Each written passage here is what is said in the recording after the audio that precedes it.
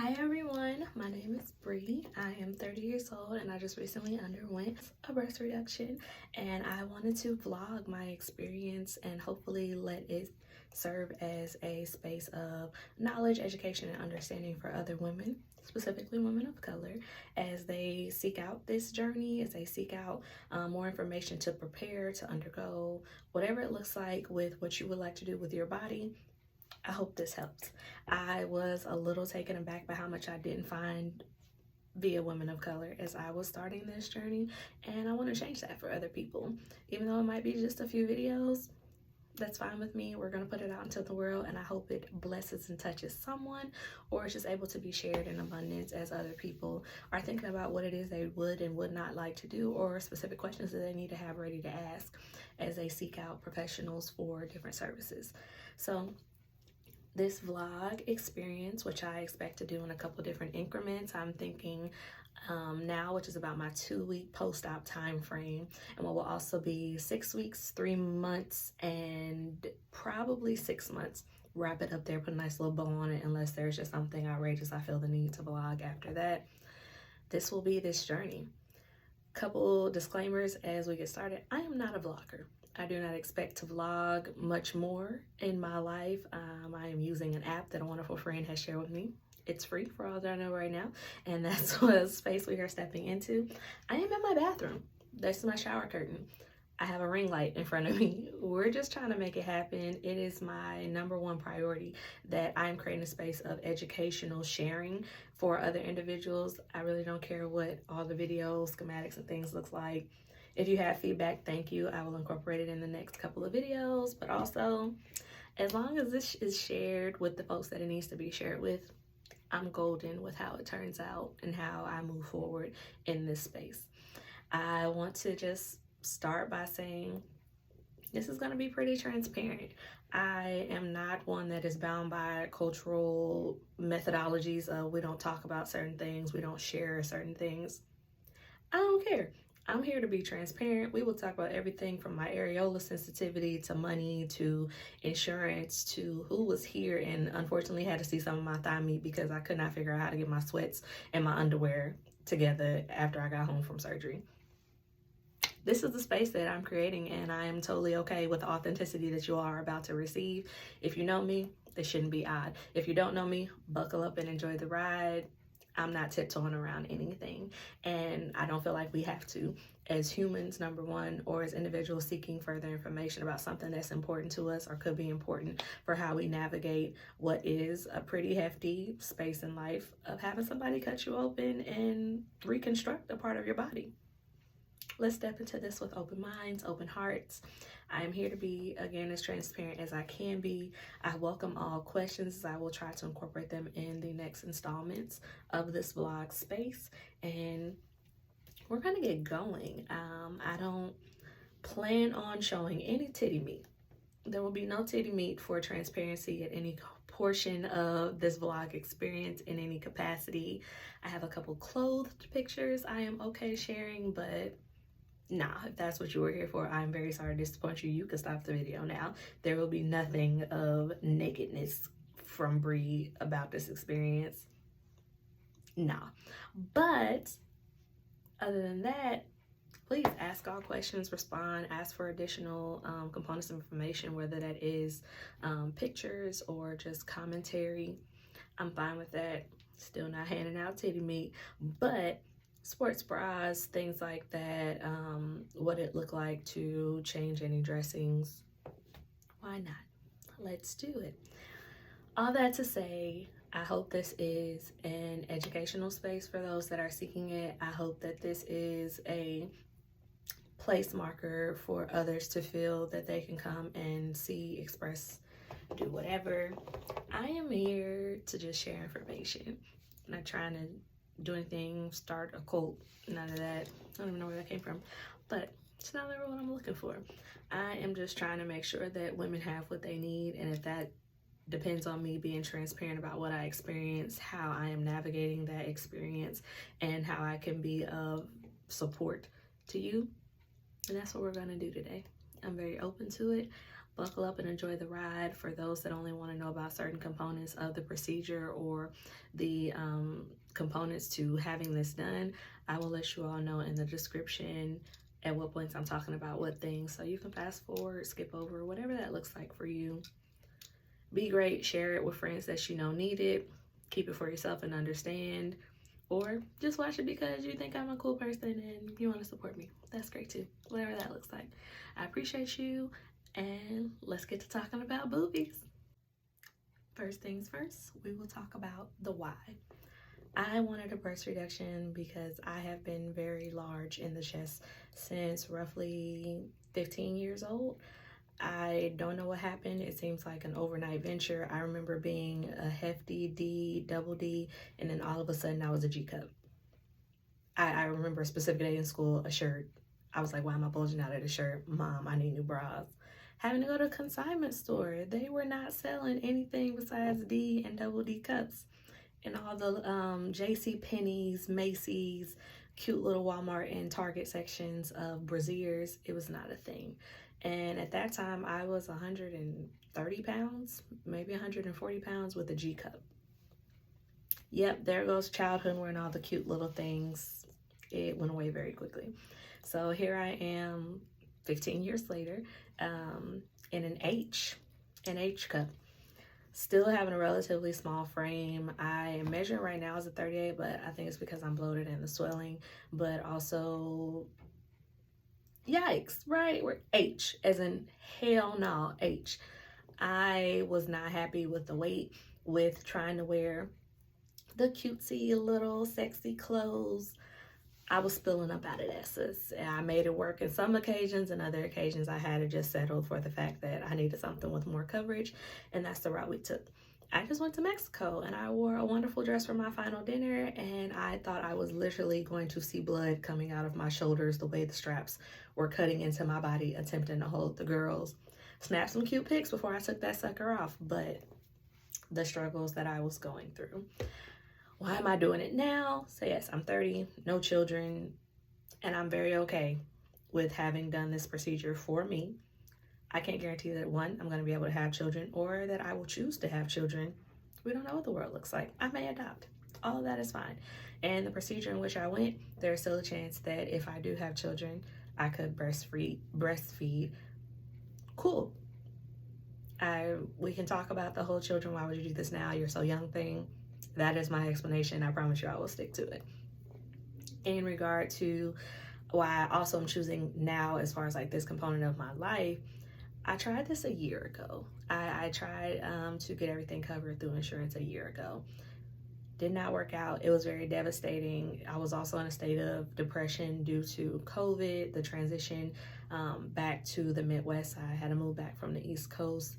I was not in the same regimens. I was gaining weight, so I was already, you know, having some insecurities there. And then on top of all that, my boobs started growing again. So I was a G, a very full G.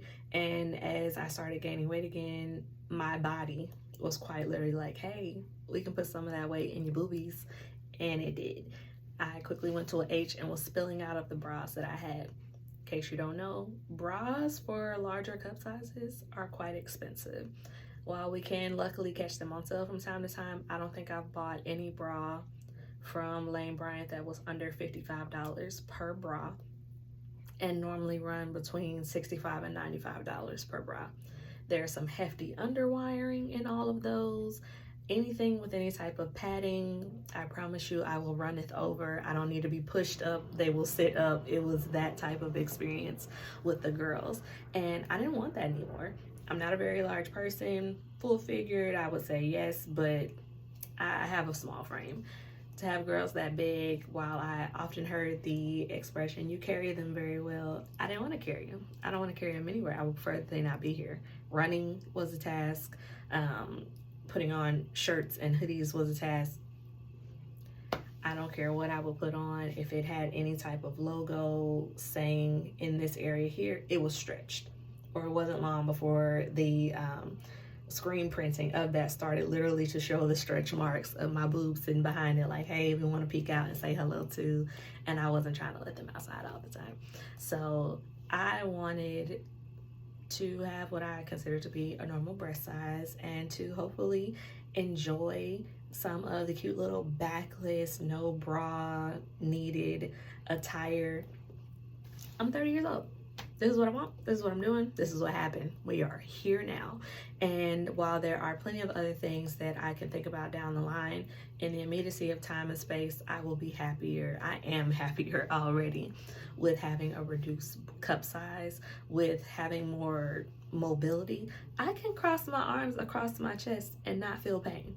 It was painful to cross my arms, which I had to do underneath boob when I was large, and I could barely get my hands here and had like strain to keep my fingers down, make it look good. Where now, yo, we outside.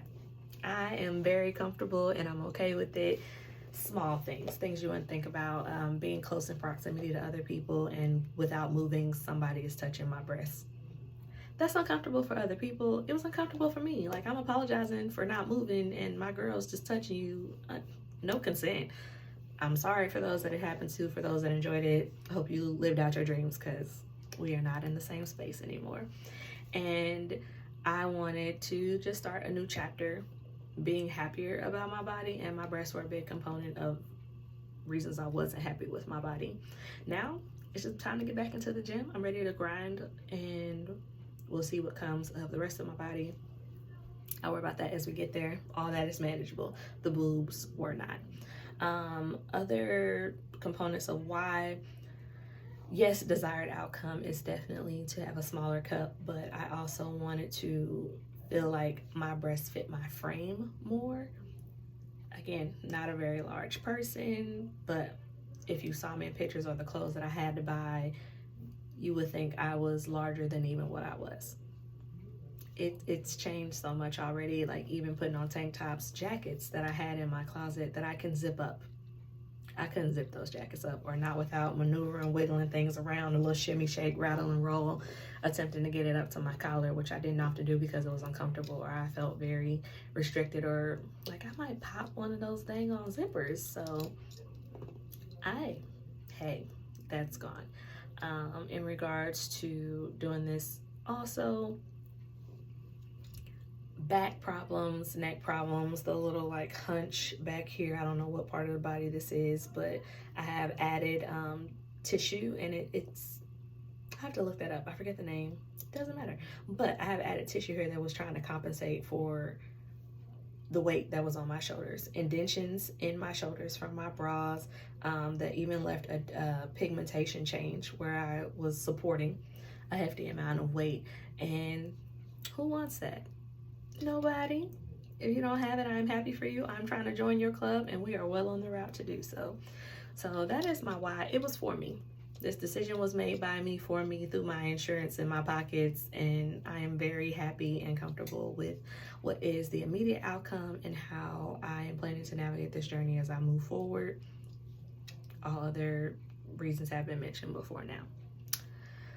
Thinking about the how. So starting from the top, breast reductions have happened in my family before now. So 15 years ago, I was assisting my mom and my aunt, who also had to have breast reductions because of larger cup size, definitely in proportionate to their body. And I didn't think much about it then. Oh yes, I have family members doing it, but it's also like, boobs, they're here. Like, what else do you do with them? This is just something I'm gonna be stuck with. I don't have any kids. I don't know what that looks like to change that up before I have any kids. Also not things I'm thinking about at 15, 16 years old as I'm watching other folks go through that. But fast forward, in 2021, so my 29th birthday, I was dead set on, it is time. I don't want to go into 30 with the same insecurities that I have about my body as far as something I can't change. I can't go to the gym and work off boobs. Before anyone responds, yes, you can lose a little bit of weight in your boobs, but I'm not losing enough to consider myself going from an H cup down to a D. That requires surgery, and that is what happened. So I said at 29, hey, it's time. I'm in a space where I can take the time for myself, amongst my social schedule, other things I had going on, plan the surgery, have the surgery, and be very okay with work, money, other things. applied for sent the pre-authorization through a physician in early 2021. It got denied, y'all. My physician could not believe it. And when I was there for the consult, they're like, ooh, honey, you have enough tissue. We're going to be able to take enough tissue out that'll definitely meet the reduction standards. We are prepared to be able to reconstruct you this way and set you up here. You have enough skin and tissue that we can leave, that you're going to have a nice little perky something or another that's going to be real cute. And we're going to pop, pop, pop. And I was like, cool, let's do that. It got denied. The insurance policy I was under at that time with my employer would only cover a breast reduction in the event that it was connected to receiving a mastectomy. In case all that went over your head, my previous policy would not cover a breast reduction unless I had breast cancer and needed to have one of my breasts reconstructed, chopped off, something of that nature. Otherwise, never heard anything about it. Everyone I told was like, what do you mean? I thought about trying to follow additional methods of how to, I wanted to sue them, y'all. I did. Who can tell you that you can't have a breast reduction unless you have breast cancer? Probably some man. I don't care how you feel about that. It was some man that didn't got boobies that are normally very large. Men have boobies. I'm not saying that. But who puts that type of restriction on it when I have medical support from a physician, from a physical therapist, the toll is taken on my back and my neck, the grooves in my shoulders, all the things, the size of my breast compared to my body based off of my physician's calculations and a lot of measuring. They said no. I appealed it. They said no again and referred me to the policy and where it stated I had to be having a mastectomy for a breast reduction to be covered in any capacity. I'm distraught at this point. Highly distraught, ready to pay for it out of pocket. Initial quote that came in from the physician was $16,000. I was like, who, where, how am I paying that out of pocket? And I had to have the doctor paid up front, even if the facility and the anesthesiologist wasn't paid just yet. Who got time for that? Doctor calls me back. He's like, hey, honey, I also work out of multiple different offices. If I go to this office and conduct your procedure there versus here, the cost of it will drop to $8,000. Manageable, still hefty. Don't have that sitting around. Let's not count my coins. But it was working out. They were trying to provide an alternative for me. So I'm thinking about it very heavily. Like, am I taking a loan for this? What am I doing? Am I starting to save my coins? I had also just planned a trip to Mexico for my 30th. I was paying on having friends come with. I'm like, how is this going to work? And all the confusion, all of the denial from insurance, I realized it was not something I could do in 2021 before my trip. It just wasn't how things were working out.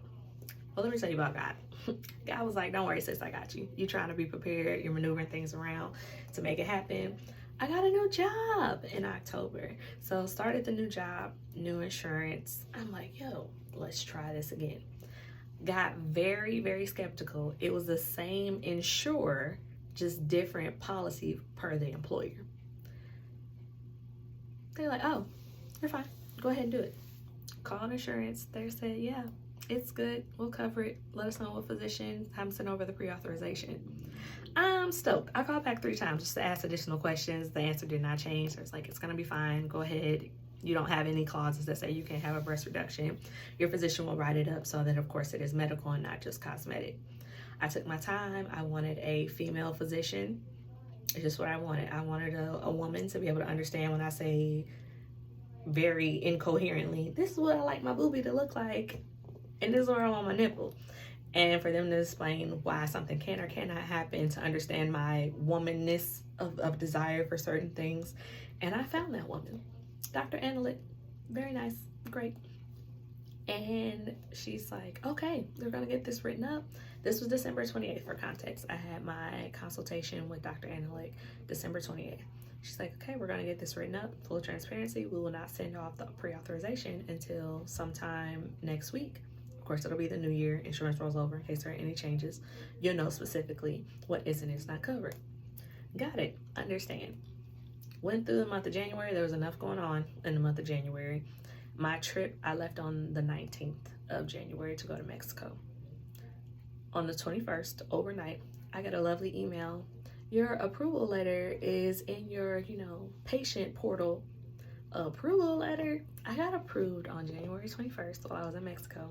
I returned Monday the 24th, called the doctors like, hey, did y'all get the same letter I got? Because they said it's good. Like, I wasn't getting happy with y'all. Y'all were excited from the beginning, like, oh, this is going to be great. We're going to have all these pictures to take of you, and you're going to be such a great success story. And I was like, yeah, ma'am, this is the same insurer. I don't think it's going to happen. It happened, y'all. It got approved. I called them. They hadn't even looked at their messages to see the approval yet. I had called them first because I had it first thing Monday morning. She's like, okay, nurse, let me call you back. She calls you back 30 minutes to an hour later and says, hey, we see it. We got it. You are approved. We don't look like we need anything from you. No costs. Let's roll. How soon do you want to have your procedure? And I'm ready to answer her like, I was thinking. And she says, let me stop you right there. How soon can you have this procedure? Ma'am, I'm sorry. What does that mean? So we have an opening for next Monday. Full context. The 24th of January was a Monday. She was talking about January 31st, the following Monday. I could be under knife. Took me a minute to gather. I was like, I'm sorry, say what? What are you saying to me? What are you saying right now? She's like, yeah, we can have you here. Are you ready? Other than that, you'll have to wait until mid to late April. I'm not trying to be healing over the summer. Mind you, I just got back from a week out of work at a new job for my birthday. I just got back, and on Tuesday I'm telling them, hey, I need to leave again for another week to have a surgery that just got approved. Luckily, I have a wonderful team. They were very supportive, even as I was at home recovering. It was really great. Like, hey, do what you need to do. Come back. We'll take care of everything while you're gone. Love them. It was so wonderful. So, I had the procedure January 31st, 2022. Last day of the month of my 30th circulation around the sun. I am here now. It went great. So, now let's talk about it. So now, as I found out I am having surgery in a little less than a week, at this point, it's go time. I'm contacting a couple of friends I know have had the reduction, calling my mom. Family does not live in the same city as me, so I am gathering what I call my new titty committee. These bedside manner bags. They were absolutely wonderful, took care of me.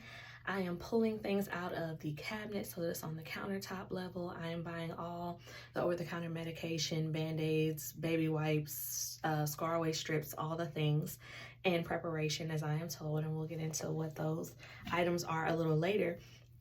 But I'm running like crazy in a work week to wrap things up at the job, to make sure that everyone is prepared to be with me for the time frame they're going to be with me as I'm coming out of recovery. But I'm excited. Still can't believe it's happening, but I'm excited. So we get to morning of surgery. Y'all, I was so excited. I was waiting on my friends to come pick me up to take me to the hospital. I literally was waiting in the stairwell of my apartment building, like they can see the front street, so where they will be pulling up. And I'm standing there and I'm getting like, ooh, I am tracking my friend. I have her location. I'm tracking how far away she is because I am ready to go. And I'm standing there. Yeah, I forgot to brush my teeth. Like, I was so ready. Forgot to brush my teeth. Had to go back in the apartment, brush my teeth, and come back down. It all worked out. It was fine. But I was running down the steps, jumping in the car. Get to the hospital. Hospital's like, hey, you ready? I'm like, let's do the darn thing. They only allowed me to have one person with me as I set up everything to go into surgery prep. So just signing all documents. I did have a facility fee I had to pay at that moment. And then about 10 minutes after I paid the facility fee, they told me it was time to come back and get naked. So went back and got naked. And I arrived at the hospital a little before 8 a.m. My surgery was supposed to be at 10 a.m. They want you there a couple hours early. I'm like, that's fine. We'll make it work. Let's roll. I want to say I got in the back around, we'll say 8:15, 8:30. I'm in the back and they come in. They're like, are you ready to go? We need you to put this gown on. We're going to bring in the plastic surgeon and the anesthesiologist. It's going to be great. Cool. Getting my bearings, switching out of my clothes into the lovely gown. And I get this knock and the nurse comes in. She's like, hey, the OR is actually clear. So we're going to expedite you and get you going ahead and on in there. I had planned to go live well before I went under anesthesia. I wanted to go live from, I guess, my hospital bed, and that was going to be my shotgun post of, hey y'all, happening. I hadn't really talked to anybody about it. Some folks knew that were close to me that I wanted to get this done, but in finding out literally a little less than a week prior and being in place to get ready to be reconstructed, I hadn't told many other folks. I hadn't made a big deal about it. I wanted to get there and let it start happening. I didn't want anyone to tell me that something went wrong. I was sweating bullets, nervous that I was going to have a positive COVID test coming back from Mexico. All the things. Nothing was wrong. I was in there. It was fine. But they were ready to expedite me through the prep process. And this is where, as a woman of color, I had to hit that, let me stop you right there. Y'all, women of color, we have to take ownership of what is happening to us, around us, whatever. I am not here to be just pushed along a pathway of individuals that seemingly know what they're doing, which I'm fine with, but while I'm being operated around like I'm not there. It's going to happen. Put this on, we're going to take you over here. They're talking to each other, but not talking to me. No, I paused everyone. So mind you, this is about an hour early from the time I should have been going into surgery. This is going to throw off the time frame of my ride and when they were supposed to be coming back to pick me up. I don't know if I'll be awake, if I won't, what that looks like. I don't know if everything is running fast enough that my surgery will take more time. Who knows what can happen at this point? Hadn't even had the chance to, tell my mom and my aunt, thanks for the prayers this morning. Nothing. So I politely paused the room. I said, I am very happy to hear that we can move up our timeline, and I'm going to need a second. I'm going to need a moment of prayer. I literally had nurses coming in talking to me while I'm like sitting in my bed talking to Jesus. Woman is talking to me on my left. Ma'am, had to hit her with a finger. I am talking to the Lord. Unless you are the second coming of the Father, the Son, and the Holy Ghost, we are not talking right now. I am talking to him. You're going to have to wait. I don't care what you need to put on my finger, what you need to stick on my back. I'm going to need a second, and everyone's going to wait. She did, respectfully. And then the next thing I know, folks are coming. It's like, okay, are you ready for your cocktails? No, I'm not. Where's my plastic surgeon? They're supposed to be coming in next. She did. She's like, I'm here. What do you need? We're going to get you marked up, and then we're going to go. She's marking me up. Thank you. Cool. And let's go over things again.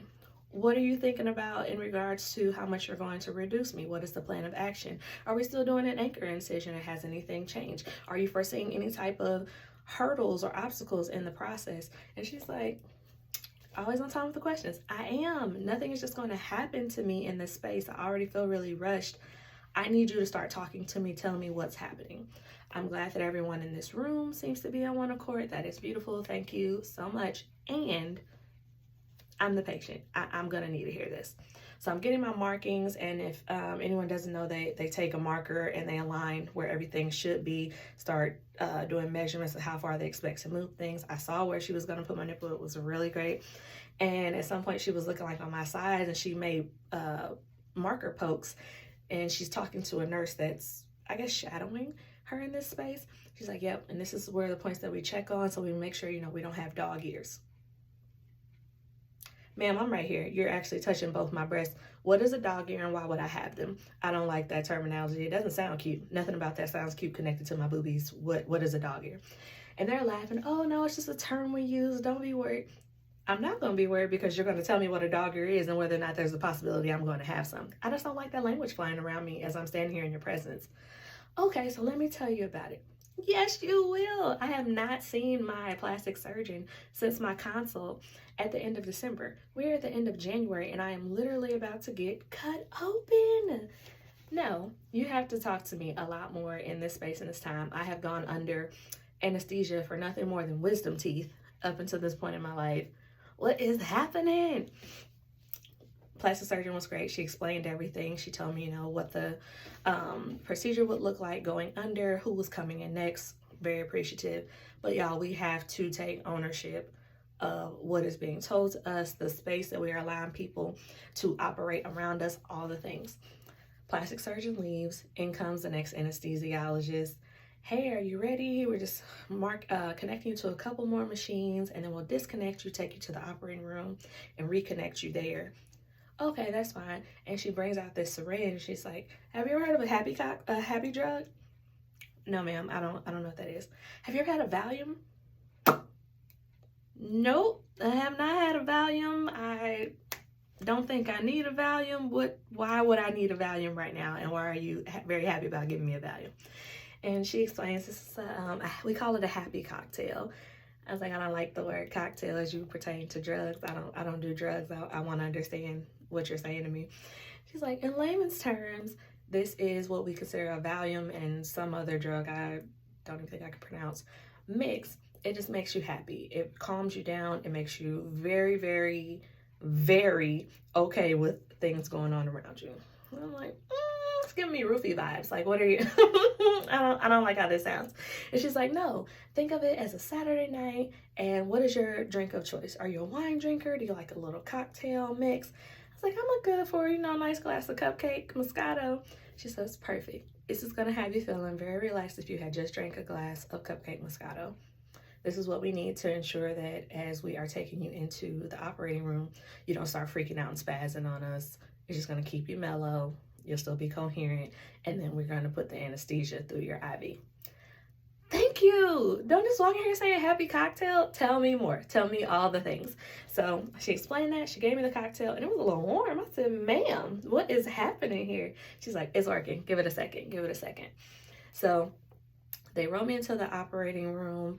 I had just been able to let my family know, hey, I'm going in early. We're hour ahead of schedule. They are rolling. I'm rolling with them. We are about to have new boobies here soon. And they get me into the operating room. The woman is like, okay, we need you to slide to the table. Connected but unconnected. There's this recent video I just saw, and it's nurses mocking the different type of patients they have when they tell them to get from the bed to, I guess, the operating table, and like how they all are flailing around in different ways. I was definitely one of those.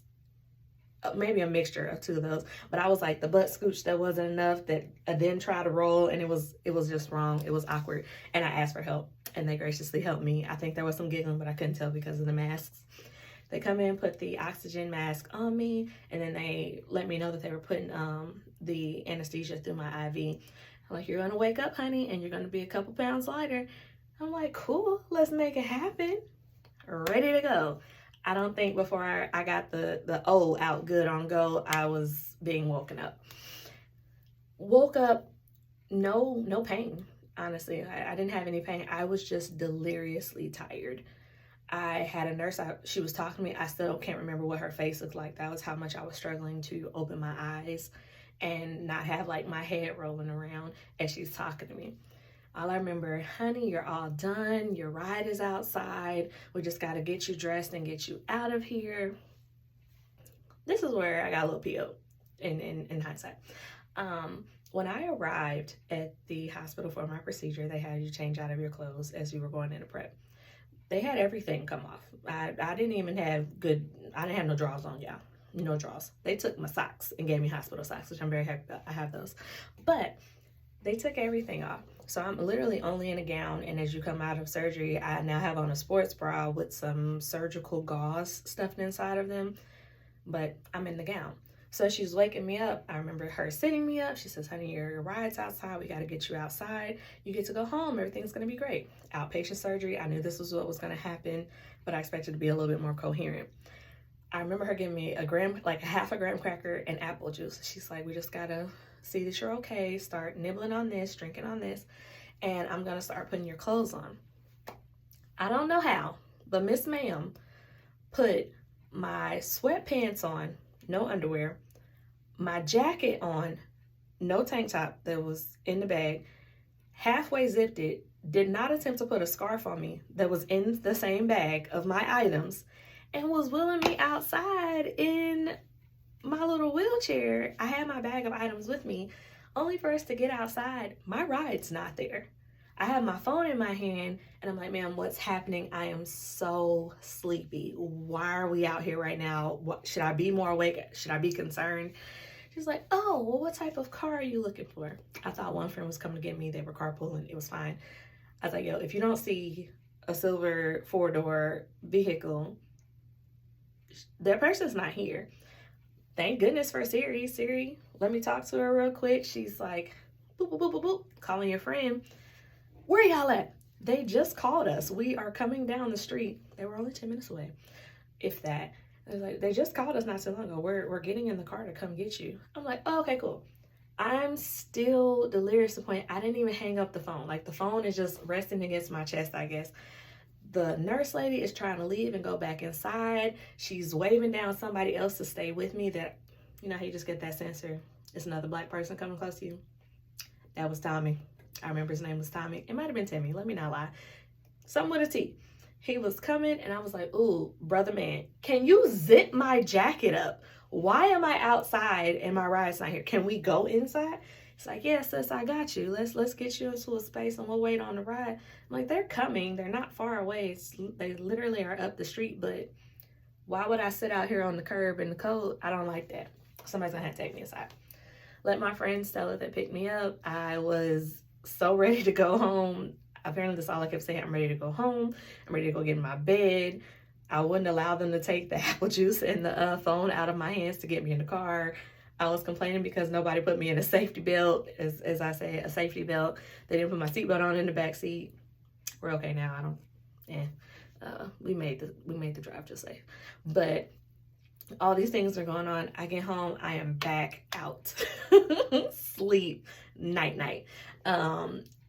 Wake up probably a couple hours later, just enough to be coherent to tell everyone that had been texting me, because now at this point people have seen my post that didn't know I probably wanted a reduction, was getting a reduction, all the things, and phone's blowing up. Let my mom and aunt know I made it. I'm fine. I am sleeping good, actually, on my couch, just sleeping wonderfully. And that was the procedure, y'all. That was the procedure. Now we can switch gears and talk about recovery, because this is where things were more unexpected and it was a lot more to be known about said space. But recovery is the next step, y'all. Let's talk about recovery. So, found out after the fact, I was slept really good coming back in. I don't think I was awake more than 30-45 minutes at a time for the first like 2 days coming off the anesthesia. So getting home, I just wanted to go sleep. I wasn't hungry, wasn't thirsty. I wanted to go night, and I went night. Waking up, friends are there. They're telling me more of what happened. Apparently my very comical chatter in the backseat on the ride home. And I'm coming to feeling fine, still no pain, not feeling nauseous, anything. From everything that I read, I reacted very well to the anesthesia. All things are fine. I have to potty. I have to pee. So I asked my friends, like, hey, I just need to go sit myself down. I need to potty, and then I'm coming back. I could walk. Nothing was wrong. I get into my bathroom, and I realize again, they didn't put no drawers on me. I don't know why, but this bothered me so bad. Like, all of my items were in my little personal bag they allowed me to pack, and they stored whatever. I grabbed my underwear. They were a pair of boxer briefs, like what would be seen as men's boxer briefs. I don't know if they just assumed that maybe they weren't mine or I didn't want them on. Also, why would they be in my bag? Because it was sealed after I gave it to y'all. Not gonna get into all that. However, I grabbed my underwear on the way to the bathroom, and I just had my sweats on, and I'm sitting down, I'm pottying, everything is fine. Range of motion starts to come into my focal point. I can't bend down around, to pull my sweats off of my ankles to then slide on my briefs. So I'm sitting on the toilet, I pottied, I flushed the toilet and everything. And I'm having to holler to my friends, can y'all help me? I can't get my drawers on. It's like, what? So there was this is the thigh meat showing that happened. My friends had to see a little thigh meat pull my sweatpants off from the door, and they're like, do you need help putting them on? I was like, no, I can put them on, I just couldn't get the sweatpants off. But it was funny to immediately realize, I guess you would call it tenderness. I wasn't sore, it was tenderness. I really wouldn't have known much had happened to me if I didn't know myself that I went in for surgery. So potty, I'm coming out, still talking with my friends. We were actually recording a conversation before I went to the bathroom. I wanted to be able to relive and rehear how I was talking, what I was saying coming out of surgery. And my friends, we were just engaging in a conversation. Unfortunately, that audio that we were taking also got me coming out of the bathroom. I'm sitting down for like 5 minutes. I'm like, hey, yo, somebody grab a trash can. The only time I felt nauseous, I went ahead and let something out real quick. It was just the apple juice and the graham cracker that they had attempted to give me. And apparently the hospital had prepped my friends, letting them know she might be nauseous. Something might come out. This is the only why we're giving her apple juice and a cracker right now. Stay tuned. Well, apple juice didn't want to stay. So let apple juice go. I was fine. But I guess in kind of getting up rather quickly when I realized I had a pottying, being a little like disoriented, working with the sweatpants and underwear, and then coming back out, hey, full circle, we let that hurt go. So after that, I'm completely fine. I'm still not hungry. I don't want to do much. I just want to lay out. I'm like, where can I move? Where can I go? In my robe, my blankie, everything is fine. What can I say? So what I found out, there was 603 and 604 grams removed, depending on right, left, which breast. In pounds, that comes out to a little over 2.5 pounds worth of tissue and skin and things that were removed from my body. I went into surgery at 186 pounds and some change, and what I would consider like a 36H, if not larger. That was just the last time I had been measured and saw anything. I am now 184 pounds. Luckily, I haven't gained anything. 184 pounds, and measuring myself again while being bloated and swollen is coming out to a 38 double D. I do not think they're going to stay a double D. I'm still waiting on a little teardrop to fall. It's going to be fine. It's going to be fine. But with that, breast reconstruction or breast augmentation is a reduction of tissue and a lift. So where my nipples were, they cut out tissue, moved my nipples up. They did not remove my nipples, took out other tissue they needed to take out, pulled everything back together nice and tight, sewed it together. There's a lot of glue that is on my body. I can't really see stitching, so I imagine it's on the inside. But my nipple was not removed from my body, so that holds the possibility that I would still be able to breastfeed if my body is capable of breastfeeding, if my body is capable of producing a child, all the things. I'm cool on that. It still leaves me with some possibility. I did not have drains, so my plastic surgeon was very upfront on the beginning. They did not operate under procedures where drains are their go-to. They did not want to use drains. They did not foresee me needing any drains, and I didn't. This is outpatient surgery. I was in right before 8 in the morning. I was leaving maybe close to 3 in the afternoon. Don't ask me about that time frame. They only thought the procedure was going to take a few hours. What happened in between, I don't know. Maybe they let me sleep and thought I could sleep long enough. Have not figured that part out yet, but went in a little before 8, was in the operating room probably closer to 9:30, was at home closer to 3 p.m. This was all on a Monday. I would say I literally slept majority of the day for the first 3 days. People ask about like how long before you could shower and all these things. I was able to shower 24 hours after I got home from surgery. I didn't have any issues. I was able to stand and walk on my own. Showering, they do want you to have like your the water hitting you on your back and not your front, and being very careful about drying. What I had steri strips around my nipples, around a lollipop, and then the anchor incisions. So not much was getting wet of my actual incision spaces, but the steri strips, they were over them. It was fine. Even bathing was fine. I did a little slower just because the steri strips really make you feel like something's moving something. You know, it was odd, but it's okay. It's okay. It was fine. I did not poop for 4 days. Maybe TMI for some folks. Maybe what you need to know for others. Go ahead and have that milk of magnesia ready. I was being hard-headed. I just knew I could eat a good salad and I was gonna poop. I didn't. I did not, y'all.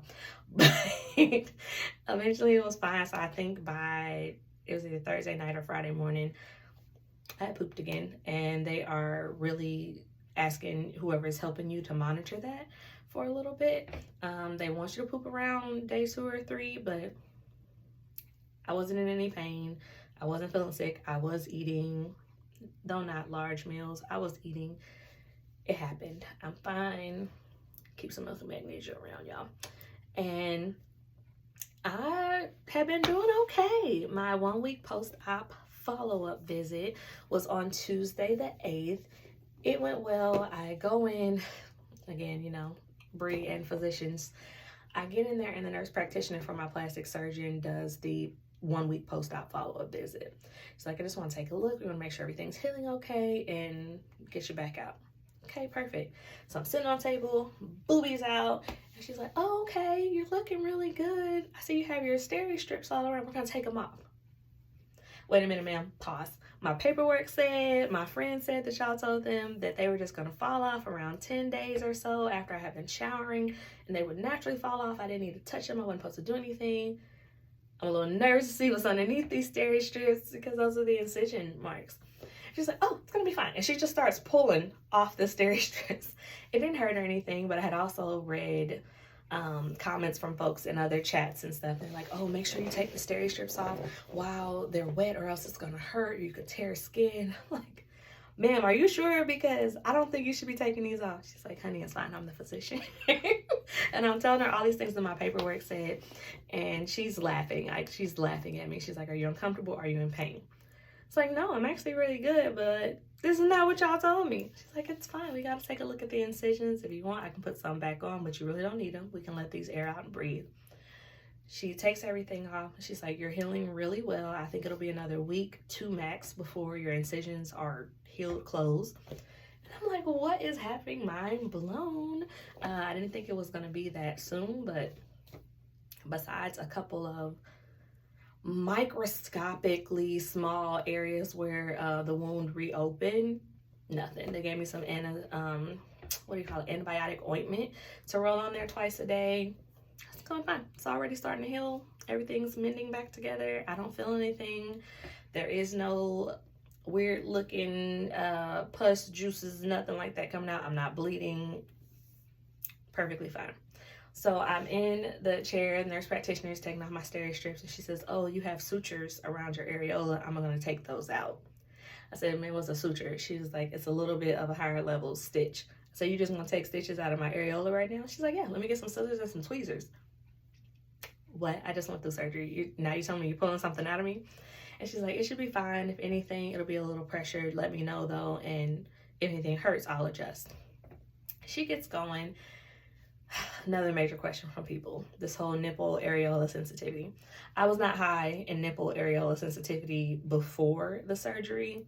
It's never been my spot, y'all. That is not a hot spot. It is not a winner for folks. I don't care what happens to them. I get cold, there's a little something there, but that's literally about it prior to this surgery date.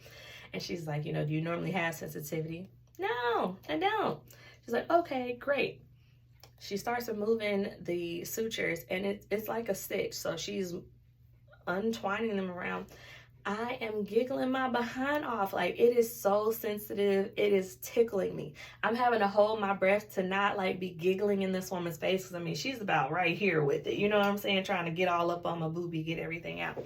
And she's like, what is happening? I'm like, I am sorry. I am not even a ticklish person on the rest of my body. This tickles something ridiculous. Also, like, I don't know how I feel about this. A lot of sensation. And she's like, yeah, you might be one of those folks that you go from no sensation to a higher level sensation. Give it time. It might stick around. It might not. Whatever. She takes all the sutures out. It's perfectly fine. She gives me the antibiotic ointment for a couple of spots that, like I said, the wound opened. We're good on that and everything there too. The most I have really felt from my breast since the operation, the first week, a few nights, I could feel like, my friend called it the firing of all your nerves. I could feel things like, ooh, are we back to working? Like, what's happening in there? It's a tingling sensation. It didn't hurt. It was fine. I could also feel some areas where it's like, something's moving, reconnecting. It's a little uncomfortable, but a little shimmy and shaking. I'm fine. I feel okay after that. And overall, tenderness. Nothing hurt. Nothing was sore. I didn't want to walk fast for the first week. I don't know. It was just the movement. The girls they're still present. They're a little flatter, but the suckers still move a little bit. So I was worried, but that was also with the steri strips on.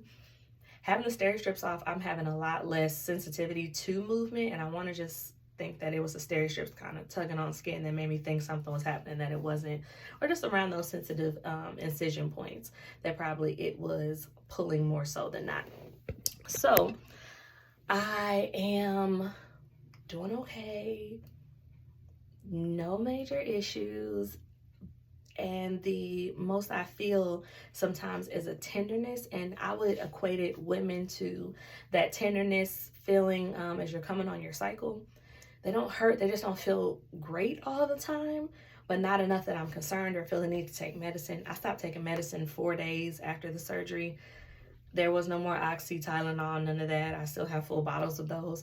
I did stick to the anti-inflammatory, I think it's called Celebrex, and my gabapentin, which is for nerves. I take those at night just to sleep better, because apparently, your body's doing all the things while you're asleep. So I take those to just be able to sleep better or to fall asleep faster and not really be as discomforted during my sleep as things are firing, snapping off, doing whatever they're doing. I'm glad it's healing, not complaining, but I don't need to be a part of that. Just let me wake up and something be better than yesterday. Overall, it's like opening a new gift every morning. Something new has changed, or they look a little bit different, or I don't know. It's really like, ooh, they're new all over again. The new titties are present upon us and ever evolving through this healing process. I'm loving it. I am loving the size. I've been taking good looks at my incision marks, and I'm very pleased right now. And I'm sure as things continue to heal, I'll see more. But as of now, I'm very pleased with what my incision marks look like. Being in a couple support groups, I've seen some not so great healing marks or bruising and other things around the breast or the areolas, and it just doesn't look cute. It doesn't look comfortable, anything of that nature. And mine are fine. My skin is doing okay. I've been moisturizing around my breast, but not on the areolas or on the incision marks. There is some skin flaking just from around the incision areas where the steri strips were, or the glue is starting to come off, and that residue is taking a little bit of dead skin with it. That also had to do a lot with the cleaner that you have to use, the sterile soap the night before in the morning of your surgery. That dried my skin out. So speaking of that, it's chlorhexidine. Sorry, it's in my shower. I thought about grabbing it. Yeah, it's chlorhexidine, and it is basically like a sterile soap. It doesn't really lather up, but you can wipe it all around you and you know it's on you. Like, it makes you, I felt good and clean. Like, if cleanliness was next to godliness, I was sitting outside the pearly gates. That's how clean I felt the night before. You take the shower, you take a regular shower, and then you, on all your extremities, you put the chlorhexidine and get out the shower, no deodorant. Next morning, you get back in water, chlorhexidine again, all the extremities, spaces that are going to be worked on through the surgery, no deodorant. I thought I was going to be musty, y'all. I was fine. I was fine. It was only 24 hours until my next shower anyway. So all that to say, it was cool, but I did notice that the chlorhexidine, maybe that coupled with just having come back from Mexico the week before and having a little bit of heat rash on my arms, my skin was extremely dry last week. I'm just getting to a space now where it's back to what seems to be regularly scheduled programming, but I keep all the butters, oils, and ointments in the crib anyway. The Vaseline with cocoa butter, the body oil gel with cocoa butter, the Jergens with cocoa and shea butter. Like, I am gonna lather up, and that is all I've been doing. The skin is seeming fine, but I noticed that on my legs and my arms were more dry than they normally are, and I really have pretty moisturized skin, so something to be on the lookout for there. But it was fine getting through that, no issues. I noted a couple of random things, and this is about all I can say that has been something that's kind of at the forefront of my mind. Drinking anything that is colder than room temperature, because I haven't drank anything hot, but anything colder than room temperature, I really feel it like passing through the top part of my torso. And not in that, oh, you're drinking so you know that water is going through whatever is happening up in there, but I feel it a lot, and it sends a sensation through the anchor part of my incisions. Nothing bad, it doesn't hurt, nothing like that, but drinking and that sensation has been a little odd, been a little weird. I already told you all about how I can fold my arms comfortably across my chest. I'm very excited about that. I don't care what anybody says. That was a milestone for me. I'm very happy. Like I told you all just not too long ago, my nipples are more sensitive. My areola is more sensitive. Don't know if that's staying or going. Don't know if I like it just yet. This is new. Working on it. But for women that have already asked me and are worried about that, you're really not going to know until you know. I'm not ready to pass out or anything every time I accidentally rub my areola and my nipple across something, but at the same time, it is a sensation that is different. I have heard that some women that have high sensitivity, some of that sensitivity is dulled, and some women that didn't have much sensitivity, now it's heightened. Who knows which way it's going to go? Who knows what it's going to be based on whether or not your nipple is removed or not? A lot of different concepts to process for a specific person. I cannot speak to what your nipple sensitivity is going to be. I am sorry. I wish you the best or that it is the outcome that you want, but I can't answer that for you. A physician can't answer that for you. It's going to be your bodily response to that when and if it happens. And I'm working on it, and I've been really trying to be conscious of it throughout this video. I think it's been happening a little bit. I have an overwhelming desire to like just keep holding them, like just keep touching them. First and foremost, I've never been able to put my hands over my boobies and they're inside like my cuppage here. This is weird, it's fine, but every now and then I'll just be walking around and guess what? Hands are on boobies. I have my coat on and I'm in the store and I'm just protecting the boobies. I don't know what it is. They're mine. I'm happy. They are new. I am living my best life. But yeah, I have this pretty awkward desire to just keep my hands on them at all times. It's like I feel like someone's gonna snatch them and give me my old ones back or something. But yeah, I can't stop holding my boobs. It's going okay. It's going okay. And I say the funniest thing is we're talking about random things that I'm noting at the end of this video. I used to set my phone on my chest a lot because I had a little shelf going on. I am going to add some before and after pictures here at the end of this video, but it had a little bit of a shelf. The phone was going to be there. Anything I set there was going to stay as it should unless it was just a balance issue.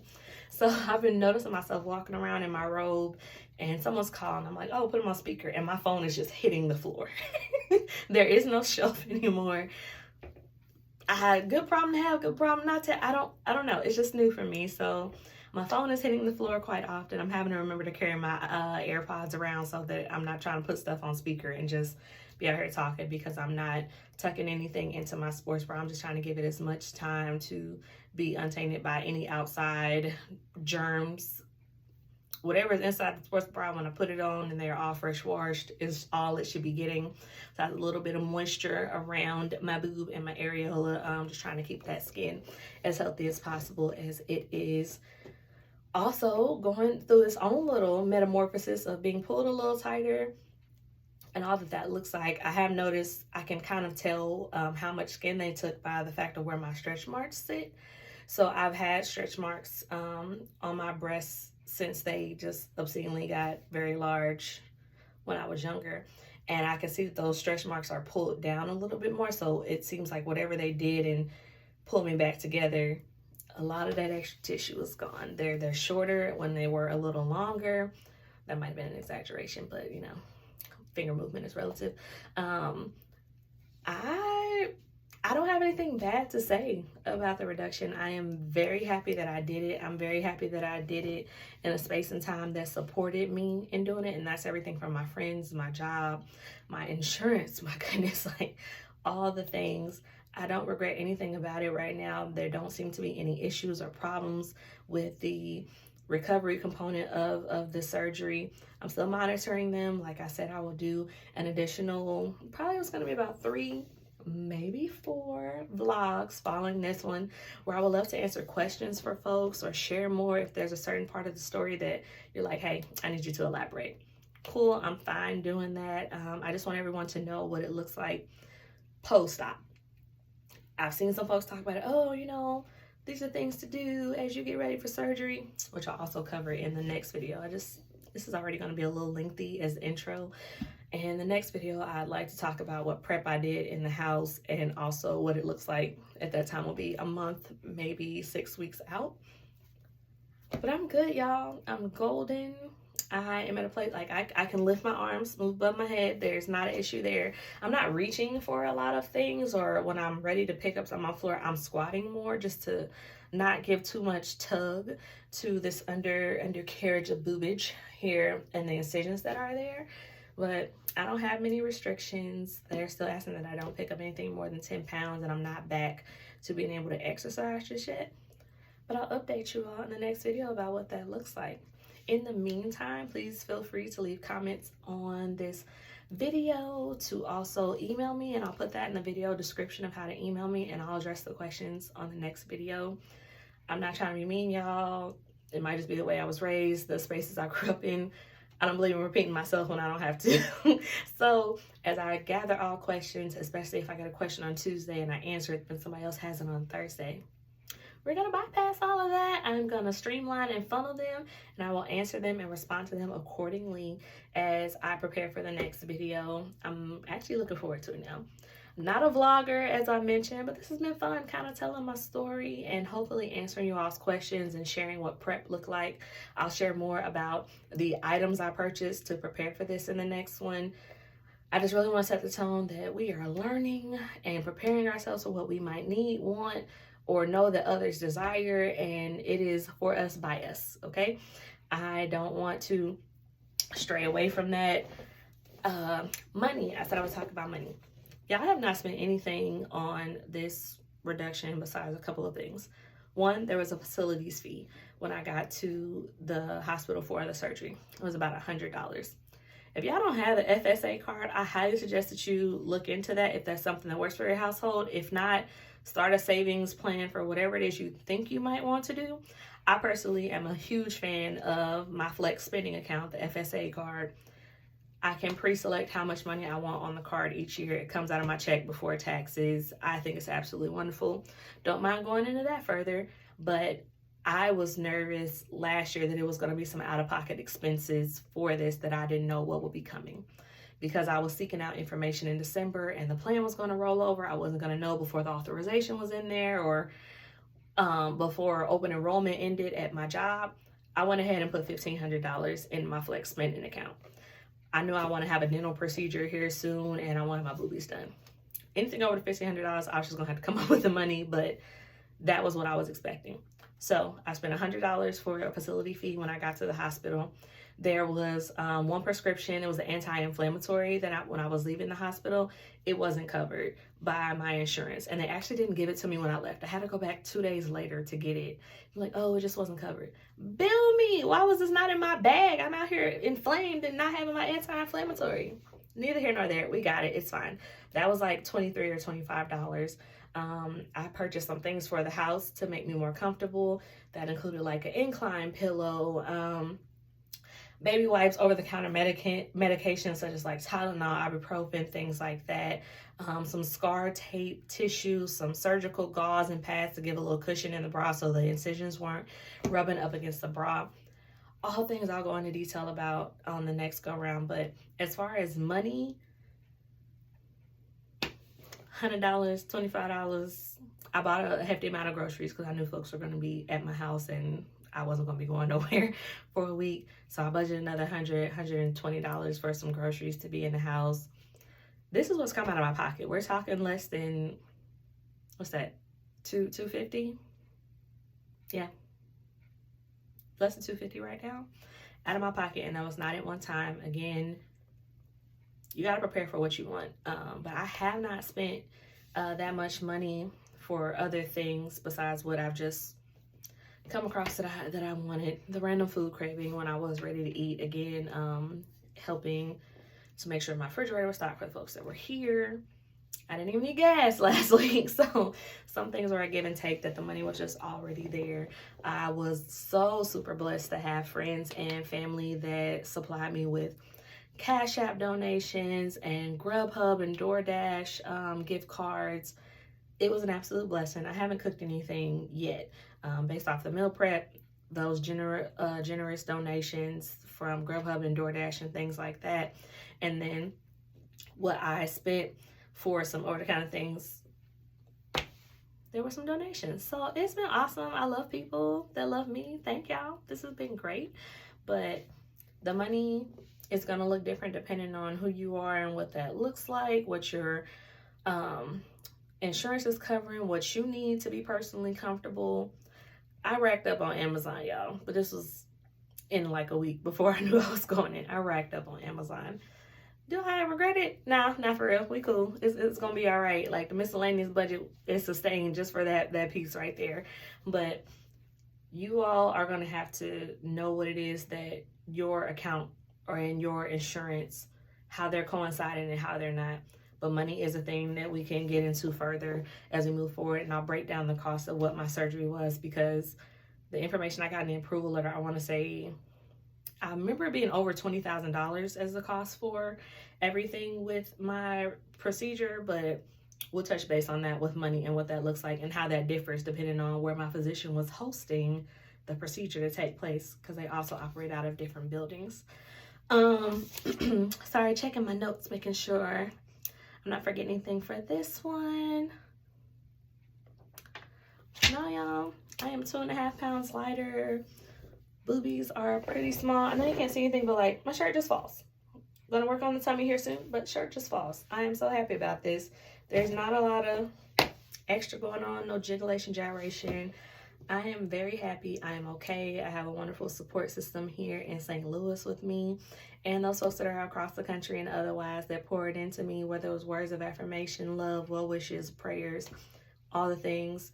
The donations, the food. Y'all know I'm a foodie. Thank you so much to be able to order in and not have to worry about lifting things and getting food together. It's been pretty awesome. But this has been the first video of our vlog experience with Bree installment. I thank you all. Please share this with anyone you think may need it. Again, in the comments will be how to get in touch with me for any questions and things that I can address in the next video. I'll highlight what the next video is going to be about, all of that. But other than that, this is 2 weeks of the new titties, and I'm quite happy. I appreciate everyone, and we're going to talk further about this as we go forward in my journey of healing. Still not getting no titty meat at any point during this. I will let y'all know where I bought sports bras, all that good stuff. We have plenty to talk about, but this is just the beginning.